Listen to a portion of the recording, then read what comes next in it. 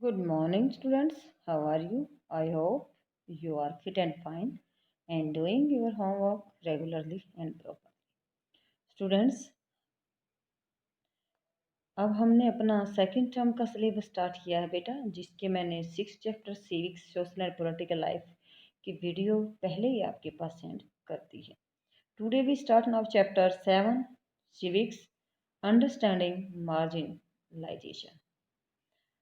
Marginalisation means हाशियाकरण के बारे में समझना, यानी कि क्या है हाशियाकरण, व्हाट इज द मार्जिनलाइजेशन, इसके बारे में हम रीड करेंगे. जैसे आप अपने नोटबुक में पेज पर लिखते हैं तो पेज के एक साइड में तो पहले ही लाइन लगी होती है, उसको बोलते हैं मार्जिनलाइजेशन, यानी पेज का कुछ पार्ट साइड में छोड़ना.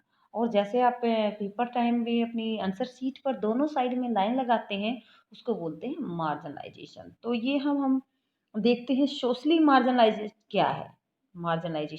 क्या है. तो इसके बारे में हम समझेंगे. वीडियो को ध्यान से सुनना है और अच्छी तरह से समझना है.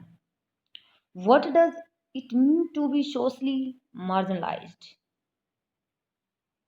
क्या है जो सोशली यानी सामाजिक रूप से हाशिए पर होना, मार्जिनलाइज्ड होना, इसका क्या अर्थ है? To be marginalized is to be force to occupy the sides और fingers fringes and thus not be at the centre of things. यानी कि आज जैसे कि आप अपनी नोटबुक के पेज पर जब लिखते हैं तो उसकी बाईं ओर जगह खाली होती है, अभी मैंने समझाया था.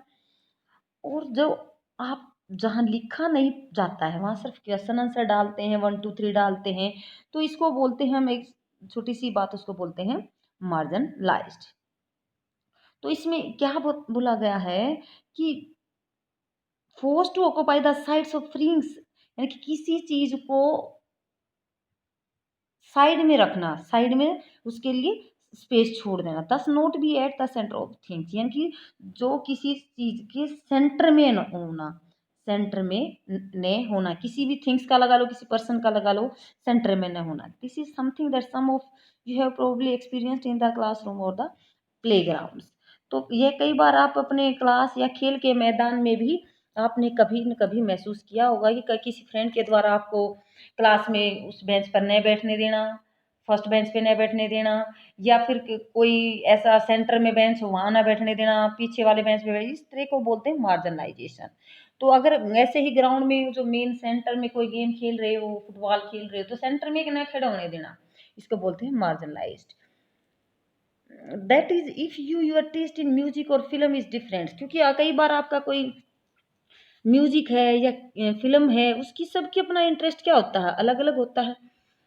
And if you sense marks you out from others, और कई बार आप अपने दूसरे से अलग बोलने का ढंग होता है, आप दूसरों से अलग बोलना चाहते हैं. And if you are less chatty then other in your class, या क्लास में आप दूसरों से ज़्यादा गपशप नहीं करते हैं, ज़्यादा बातचीत नहीं करते हैं. And if you don't play the same sport that many of your classmates like, यानी कि आपके क्लासमेट्स हैं जो ज़्यादा जिस गेम को खेलना पसंद करते हैं, आप उस गेम को खेलना पसंद नहीं करते हों. इफ यू ड्रेस डिफरेंटली, आपकी जो ड्रेस है वो दूसरे स्टूडेंट से अलग है, या आप किसी फंक्शन में गए हुए हैं और वहाँ आपके ड्रेस क्या डिफरेंट है, तो इससे थोड़ा सा अलग लगता है, किसी चीज को अलग रखना. The chances are that you will not be considered to be in by your peers. यानी कि अगर आप इस बात की कई बार क्या होती है, चांस बढ़ जाते हैं कि आप अपने दोस्तों के साथ अपने बीच का नहीं मानेंगे, यानी कि जो दोस्त हैं वो अपने साथ खेलने में आपको हिचकिचाते हैं, या आपके साथ उठाने बैठाने में भी आप उनको प्रॉब्लम होती है, इसको बोलते हैं मार्जिनलाइज्ड, हाशिया कर्ण. So often you end up feeling that you are not with it, as if what you say, feel and think and how you act are not quite right to acceptable to other. तो क्या होता है, कई बार आप औरों से अलग होते हैं, दूसरों से अलग होते हैं, आपको एहसास, आपकी जो सोच है, आपका बिहेवियर है, वो आपका व्यवहार सही नहीं है या औरों को पसंद नहीं है, यानी कि आप दूसरों से अलग हैं या दूसरे आपके जो दोस्त हैं वो आपसे अलग हैं, आप उनको पसंद नहीं करते हैं, इसको बोलते हैं हाशिया कर्ण एज इन द क्लासरूम। यानी कि समझाने की मेन सी बात होना है दूसरे के साथ मिलजुल कर न रहना या दूसरे अपने साथ मिलने जुलने में न रखें, यानी कि अपने साथ खेलने में पसंद ना करें, अपने साथ बैठने में पसंद ना करें, उसको बोलते हैं marginalised.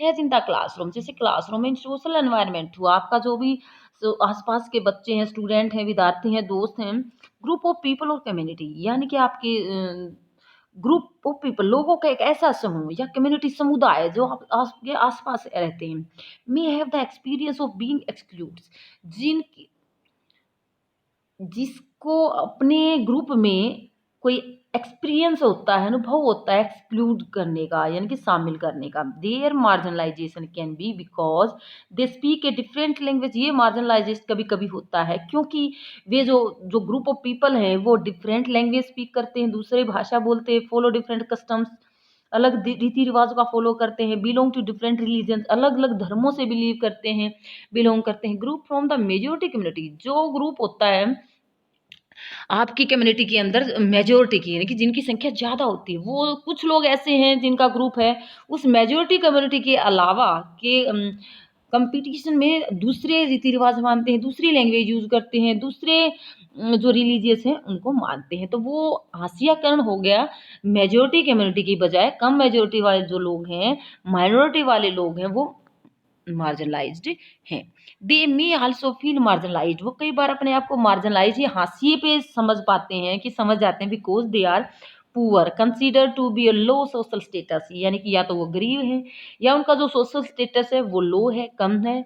View as being as human being that others, यानी कि गरीबी के कारण या अपनी हैसियत की वजह से दूसरे लोगों के बजाय अपने आप को लो फील करना, यानी कि दूसरे लोग चाहे वो अमीर है या जो उनका ग्रुप है वो ज़्यादा संख्या में है, तो उन लोगों की बजाय अपने आप को लो, पुअर या फिर कमज़ोर महसूस करना, ठीक है, जिसके बारे में हम लेस ह्यूमन बींग्स, यानी कि दूसरे जो मानव हों उनकी कंपैरिजन में अपने आप को पुअर महसूस करना। Sometime marginalized groups are view with hostilities and fear, कई बार जो लोग हैं जिनकी जो पावर लगा लो कम है या जो उनका लोगों की संख्या वो कम होने के कारण वो डर और दुश्मनी के भाव से भी देखे जाते हैं, यानी कि उनको डराया जाता है, कई बार वो पावरफुल व्यक्तियों से डर जाते हैं या उनके साथ दुश्मनी का बिहेवियर किया जाता है। This scenes of difference and exclusions lead to communities not having access to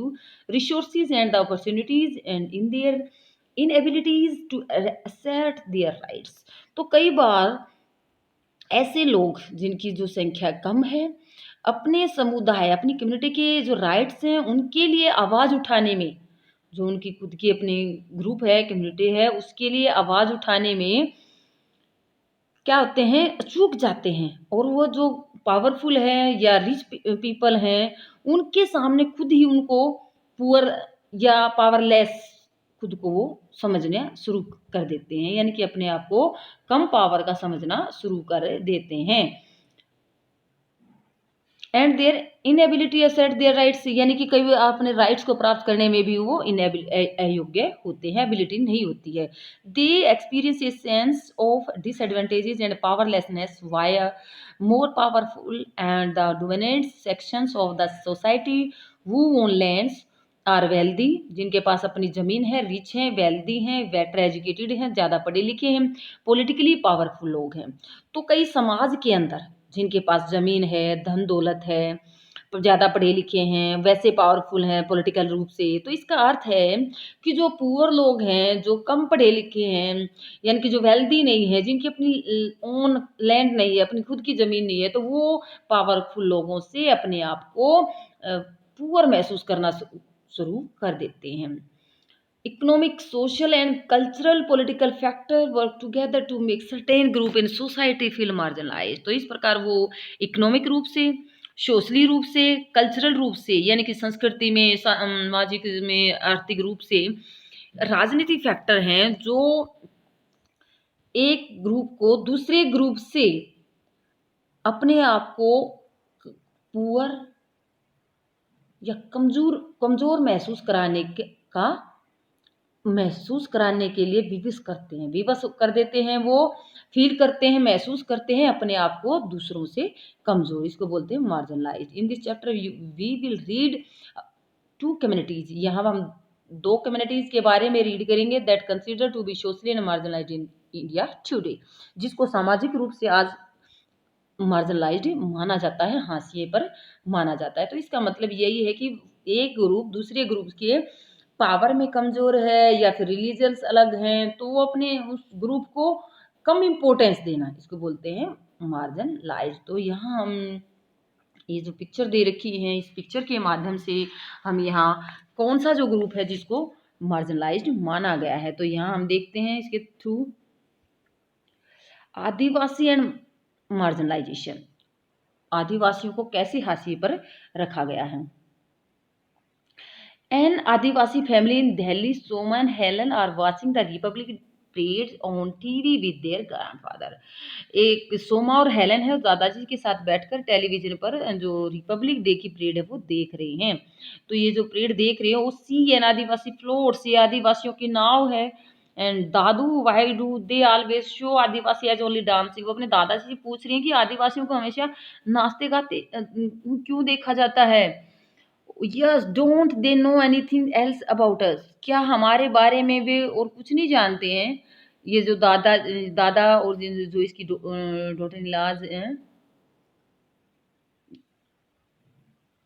उनके आपस में डिस्कशन करें। The lives of Adivasi are very rich, most people don't know that's, जो आदिवासी हैं कई वो बहुत समृद्ध भी होते हैं, लोगों को इनके बारे में ज़्यादा कुछ पता नहीं होता है। तो ये दोनों लड़कियां हैं अपने दादू से बातें कर रही हैं। तो दादू why do they always show Adivasi as only dancing, तो ये लड़कियां टीवी पर देख रही हैं, तो ये सिर्फ दादू से क्वेश्चन पूछ रही हैं। व्हेन आई वाज यंग, जब मैं जवान था, आवर विलेज इन ओडिशा, गांव जो था वो ओडिशा में था, वाज ब्यूटीफुल, अच्छा गांव था। We got everything we needed, जो जिन वस्तुओं की जरूरत होती थी हमें वहाँ मिलती थी।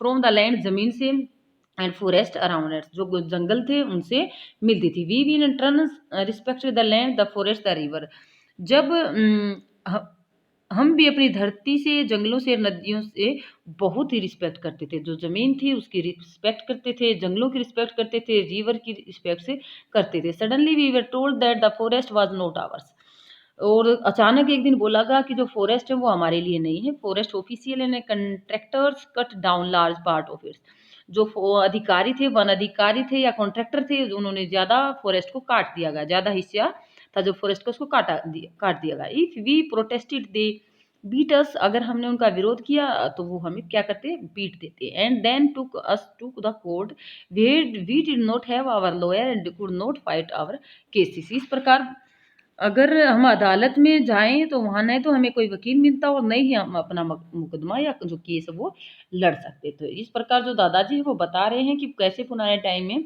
कुछ समय पहले जो उड़ीसा उनका गांव था वो सुंदर था, वहाँ उनको हर चीज़ मिलती थी फॉरेस्ट से और रिवर से।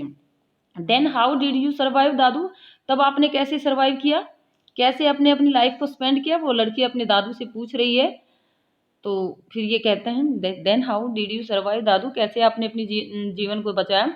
Many of us were forced to leave our homes and find seasonal working, तो बहुत सारे हम जो वहाँ रहने वाले थे अपने घर बार को छोड़ दिया था, एंड फिर हमने जो सीजनल वर्क था, जो मौसम के अकॉर्डिंग काम मिलता था, उस काम को ढूंढ in the near by towns, आसपास के जो जगह थी वहाँ जो काम मिलता था वो सर्च करना शुरू कर दिया। देन द कंपनी वालाज कम, उसके बाद जो कंपनी के अफसर थे वो वहाँ आए। They said there was iron ore under our land, तो हमारे जो ज़मीन थी उसके नीचे लोहे के भंडार बताए गए। उन्होंने जो कंपनी वाले थे उन्होंने बताया they wanted to mine it, वो उसको माइन करके खोद के निकालना चाहते हैं। They promise job and money, उन्होंने कहा कि आपको जॉब भी मिलेगी और पैसा भी मिलेगा। If we sold our land to them, अगर हम अपनी ज़मीन को कंपनी वालों को बेच देते हैं।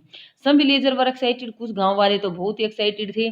Other side this would destroy our lifes, और कुछ दूसरे थे ये सोच रहे थे कि हमारी ज़मीन अगर हमसे कोई खरीद लेगा तो हमारी जो लाइफ है वो डिस्ट्रॉय हो जाएगी, ज़िंदगी खराब हो जाएगी। वी वुड गेट नथिंग, हमें कुछ नहीं मिलेगा। सम गेव थंब प्रिंट्स, तो इस प्रकार कुछ ने तो कागज़ों के अंगूठे के निशान भी लगा दिए थे, क्योंकि पहले लोग अनपढ़ होते थे, पढ़े लिखे नहीं होते थे, वो अपने थंब प्रिंट ही देते थे, अंगूठा लगाते थे। Not realizing they were selling their lands off, उनको रियलाइज़ नहीं हो रहा था कि वो अपनी ज़मीन को बेच रहे हैं। तो इस प्रकार only a few were given taken job but most of us did not sell. तो कुछ जो मुट्ठी भर लोग थे उनको छोटी मोटी पर रख लिया गया, लेकिन ज़्यादातर लोगों ने अपनी ज़मीनें वहाँ पर नहीं बेची। तो इस प्रकार ये स्टोरी है कि कैसे जो उड़ीसा गांव था वहाँ के लोगों से ज़मीन उनकी खरीदी जा रही थी। Then they beat and threatened us till eventually everyone was for us to sell and abandon the land of their forefathers. They had to be sport of the authorities. Our whole way of living vanished overnight. तो इस प्रकार उन्होंने कई लोगों को डराकर, धमकाकर, मारपीट कर, वो अलग अलग तरीके से लोगों को धमकाना शुरू किया, मार पिटाई शुरू की, और जो लोग अपनी ज़मीन को नहीं बेचना चाहते थे उनको फोर्सफुली यानी कि दबाव डालकर उनसे उनकी ज़मीन खरीदी जा रही थी, जो उनके पूर्वजों की ज़मीन थी। तो उनकी जो पुरखों की ज़मीन को बेचने या छोड़ने के लिए उनको मजबूर किया गया वहाँ के लोगों को। हमारी जो जीवन जीने का जो तरीका था, वो जो वहाँ पर रहने का तरीका था, वो रातों रात हमारा जो वहाँ के लाइफस्टाइल था वो ख़त्म कर दिया गया था। Oh Dadu and our land what, अब हमारी ज़मीन for our 30 acres got a little money from one contractor. हमारी जो 30 एकड़ जो ज़मीन थी उसकी बदले में हमें थोड़ा सा पैसा मिला, और उसे ज़्यादातर दोस्तों से उसके बाद फिर कभी नहीं मिल पाया। जो एक कॉन्ट्रैक्टर था उससे हमें थोड़ा सा जो पैसा मिला था। आई नेवर सा most of my friends again, और दोबारा जो वहाँ गाँव के अंदर मेरे दोस्त थे मैं उनसे वहाँ नहीं मिल पाया। The money hardly lasted in the city, we had no means to of livelihood any more. तो जो शहर में वे पैसे मुश्किल से थोड़े से दिन चले, क्योंकि उनके पास कुछ कार्य काम था नहीं करने के लिए, अर्निंग करने के लिए, और हमारे पास अपनी आजीविका के लिए कोई साधन भी नहीं बचा था जिससे हम अपना जीवन यापन कर सकें, हम अर्निंग कर सकें। We were are cramp in to a tiny rented house, और हम सब किराए पर एक कमरे के मकान में, किराए के मकान में रहने लगे। How we missed our carefree lifes and the open space, और हमें अपनी जो बिना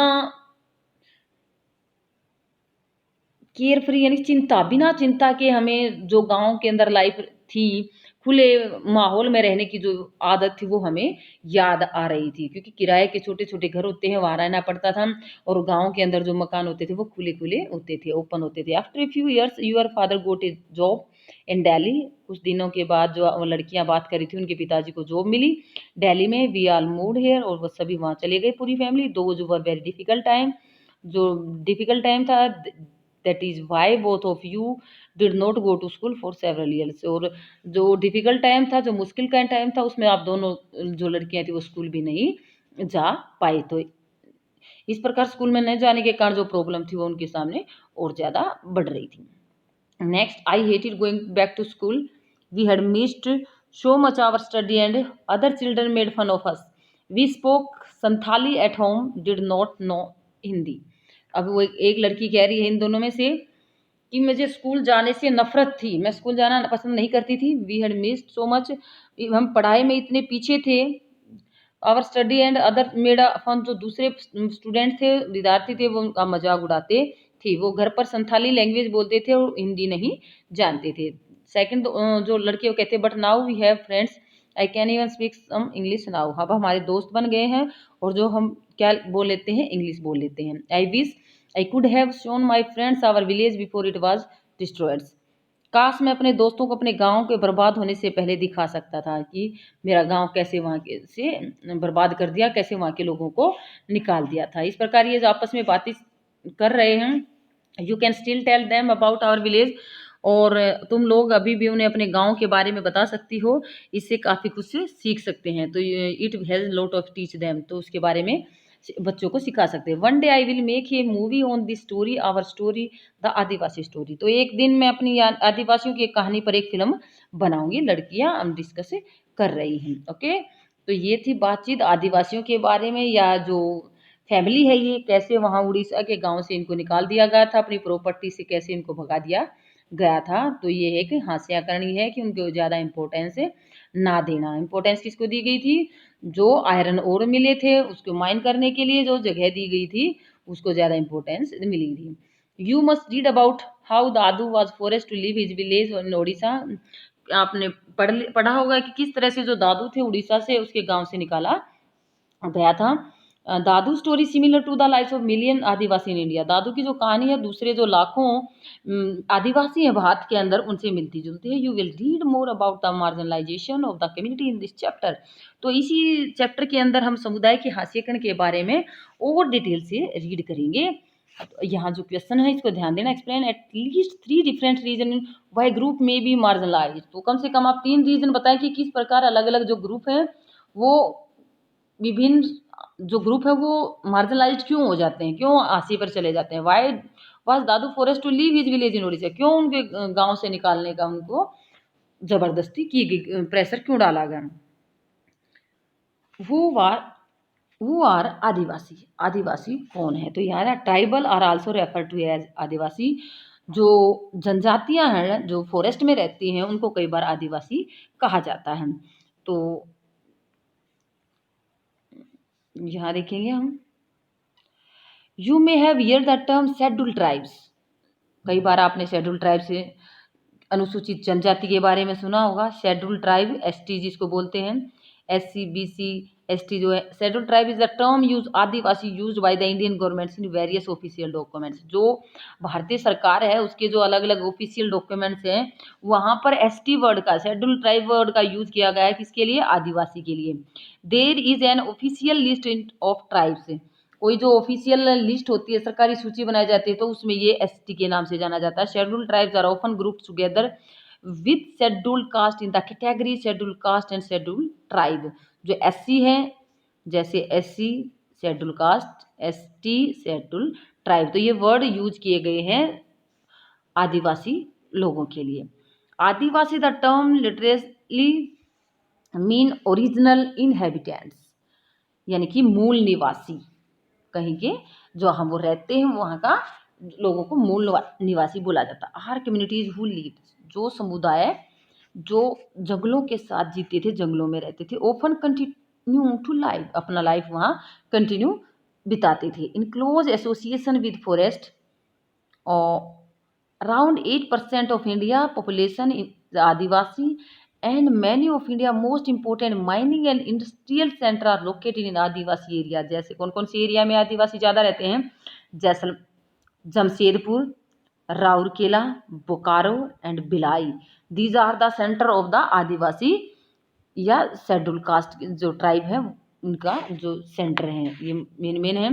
तो 8% जो जनसंख्या है, पॉपुलेशन है इंडिया की, वो आदिवासियों की है। कितने परसेंट है?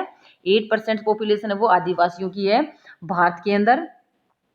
और देश में जो सबसे जो इम्पोर्टेंट सेंटर है इंडस्ट्रियल या माइनिंग जो सेंटर है वो ये हैं जहाँ पर आदिवासी लोग रहते थे और वहाँ से उनको हटाया गया था और वहाँ से जो फॉरेस्ट थे उनको कट किया गया था।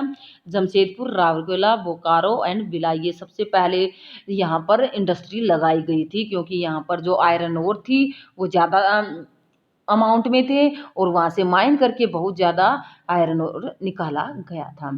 Adivasis are not a homogeneous population, there are over 500 different Adivasi group in India.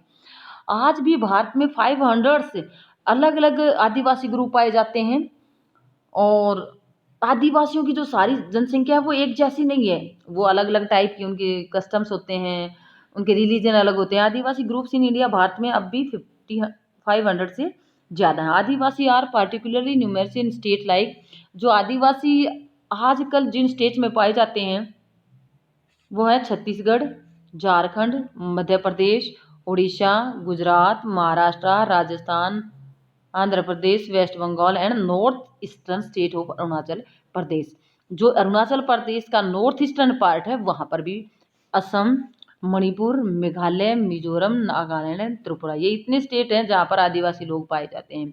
A state like Orissa is home to more than 60 different tribal groups.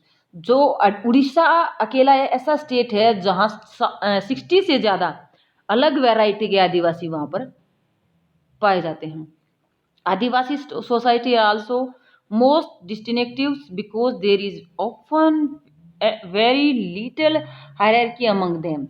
तो जो आदिवासी समाज है वो दूसरों से बिल्कुल अलग दिखाई देता है, डिस्टिंक्टिव है, मोस्ट सबसे सोसाइटी में अलग है, क्योंकि उनके अंदर है there is often very little hierarchy among, दोनों के बीच जो ऊंच नीच का फर्क है वो बहुत कम होता है आदिवासी लोगों के बीच में। This make them radically different from communities organized around the principle of jati varna और those that were ruled by the king. तो इसमें क्या दिखाया गया है कि ये समुदाय के जो कम्युनिटी के लोग हैं वो अब भी आज के टाइम में जाति वर्ण पर आधारित समुदाय राज्यों के शासन रहने वाले समुदाय से बिल्कुल अलग है। वो आज भी वर्ण व्यवस्था को, जो वर्ण सिस्टम है या जाति वर्ण की जो कास्ट सिस्टम है उसको नहीं मानते हैं। तो अब भी जो उनकी कम्युनिटीज हैं वो अलग होते हैं, उनके कस्टम्स अलग होते हैं, उनके रिलीजन अलग होते हैं। Adivasi practice range of tribal that different from Islam, Hinduism and Christianity. तो वो अलग होते हैं, जैसे उनकी जो रिलीजन है वो हिंदुओं से अलग है, इस्लाम मुस्लिमों से अलग है, क्रिश्चियनिटी ईसाइयों से अलग है। These open involve the worship of ancestor, वो जो पूजा करते हैं अपनी पूर्वजों की। विलेज एंड नेचर स्पिरिट्स, वो जो गाँव, जहाँ वो गाँव में रहते हैं उन गाँव की नेचर स्पिरिट्स, प्रकृति की। The last associated with and residing in various site in the landscapes. तो वो जो नेचुरल चीज़ें हैं उनसे जुड़ी हुई हैं, उनकी उपासना करते हैं, जैसे माउंटेन्स की, रिवर स्पिरिट्स की, एनिमल स्पिरिट्स की, जो नदियां हैं, जो पहाड़ हैं, जो जीव जंतु हैं उनकी पूजा करते हैं etcetera. The villages spirits are often worshipped at specific scared groves within the village boundary while the ancestral ones are usually worshipped at home। तो वो अलग अलग स्थानों से जुड़े होते हैं, उनका जो जहाँ निवास स्थान होता है वो उन्हीं की पूजा करते हैं। जो गांव की जो उनकी बॉर्डर होती है उसके अंदर का जो एरिया होता है उस एरिया के अंदर जो पेड़ होते हैं उन पेड़ों की भी वो पूजा करते हैं। स्केर्स ग्रोव्स, जो लताएं जिसको बोलते हैं, जो बेल होती हैं, जो उनकी भी वो पूजा करते हैं, जो उनकी बाउंड्री है गांव की, तो जहाँ से वो रहते आ रहे हैं जिस स्थान पर वो उनकी पूजा करते हैं।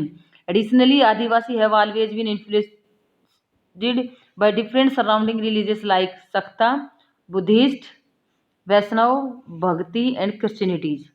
तो ये जो आदिवासी हैं वे आसपास के बौद्ध धर्म, ईसाई धर्मों में जैसे वैष्णव धर्म के कुछ बातों से भी इफेक्टिव है, उन पर प्रभाव आया है।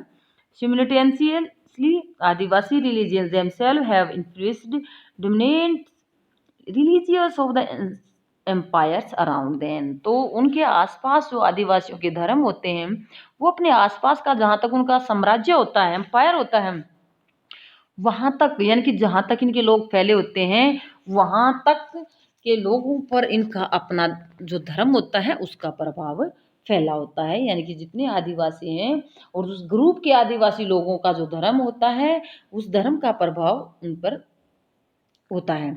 तो यहाँ जो साइड में क्वेश्चन दिए गए हैं, in your own city or village who would think are the marginalized groups, आपका जो शहर है या गांव है कौन सा समूह है जो गांव से अलग रखा गया है, मार्जिनलाइज किया गया है। Can you same some Adivasi community that live in your states, या आपके जो स्टेट में रहने वाली कोई भी जो आदिवासी कम्युनिटी उसके बारे में आपको पता है, नॉलेज है, तो वो बताएं। What language do you speak, कौन सी लैंग्वेज यूज करते हैं अगर आपके आसपास कोई आदिवासी रहता है।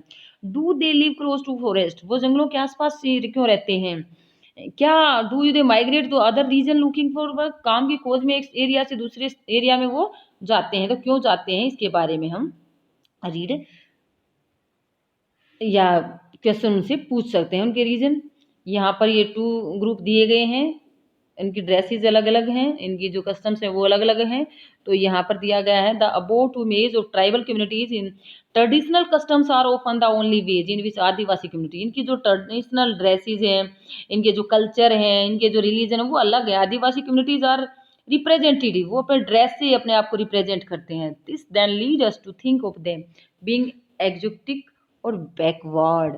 तो इस प्रकार की जो उनकी ड्रेसेस हैं और उनकी जो रिलीजन है उनके कारण, उनके रंग बिरंगे और पिछड़े होने के कारण कई लोगों के अंदर जो गलत फहमी है वो मानी हुई है। ऐसा लोग सोचते हैं कि जो इनके ड्रेसेस हैं उनसे ही वो अंदाजा लगा देते हैं कि ये पिछड़े हुए लोग हैं, ये अनपढ़ लोग हैं, लेकिन ऐसा नहीं। उनकी खुद की रीति रिवाज है, इनका धर्म है। एग्जाम्पल के तौर पर जगन्नाथ कल्ट ऑफ ओडिशा, यहाँ हम उड़ीसा और बंगाल, तो जो जगन्नाथ पंथ है, धर्म है, वो उड़ीसा के अंदर, Shakti and the tantric tradition in Bengal and Assam, जो बंगाल और असम के अंदर जो शक्ति और तांत्रिक ट्रेडिशन जो परंपराएं हैं उनके बारे में याद दिया गया है बंगाल और असम के अंदर। ड्यूरिंग द 19th सेंचुरी, कौन सी 19th सेंचुरी के अंदर, substantial number of Adivasis converted to the Christianity, which has emerged as a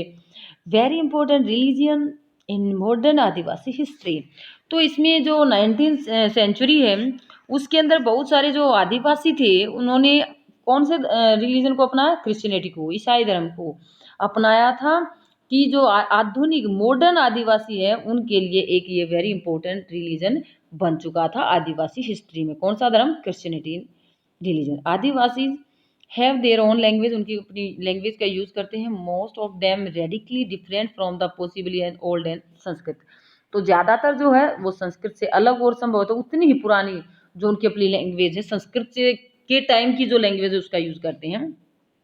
which have often deeply influenced the formation of the mainstream Indian language like Bengali, Santhali has the largest number of speakers। जो भारत के अंदर ज़्यादा आदिवासी हैं वो बंगाली या Santhali language का use करते हैं, जो मुख्य धारा से भारतीय की जो दूसरी भाषाएं हैं उनसे गहरे रूप से जुड़ी हुई हैं। Santhali has the largest number of the speaker, Santhali सबसे ज़्यादा बोली जाने वाली लैंग्वेज है आदिवासी ग्रुप्स में।